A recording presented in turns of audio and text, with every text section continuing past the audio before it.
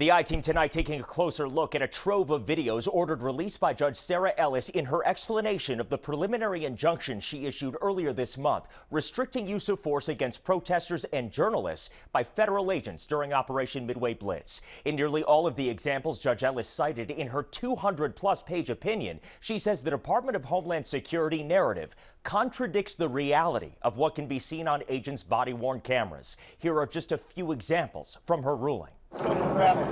September 26th, outside the Broadview ICE facility, video from an agent's body-worn camera shows a line of agents standing at least 30 feet away from protesters. Despite this distance, the agents start yelling, move back, to protesters, and then shoot pepper balls and tear gas at them.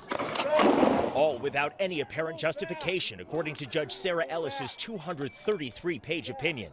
She said an agent wrote in his use of force report about this incident that protesters were becoming increasingly hostile. However, she says the video shows protesters were simply standing there when agents first deployed any force. Get back! October 4th in Brighton Park, footage showing an agent pushing a protester to the ground. Then tear gas and pepper balls are released. Judge Ellis writes only after tear gas, pepper balls, and a protester was pushed to the ground by agents did protesters throw items, which, quote, does not support agents' use of force.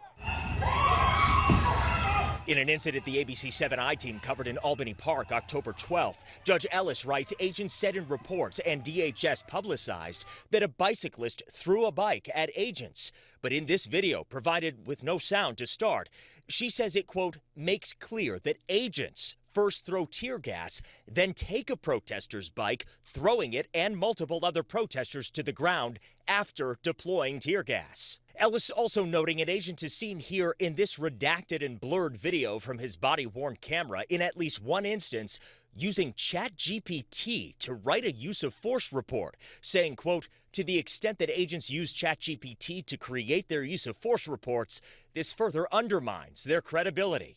Judge Ellis going on to say, quote, it becomes difficult, if not impossible, to believe almost anything that defendants represent.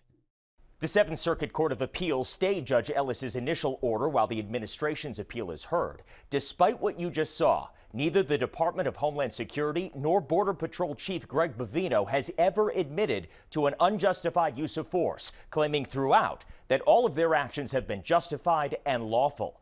The I-Team reached out to DHS, but we have not received a response. Mark Rivera, ABC 7 Eyewitness News.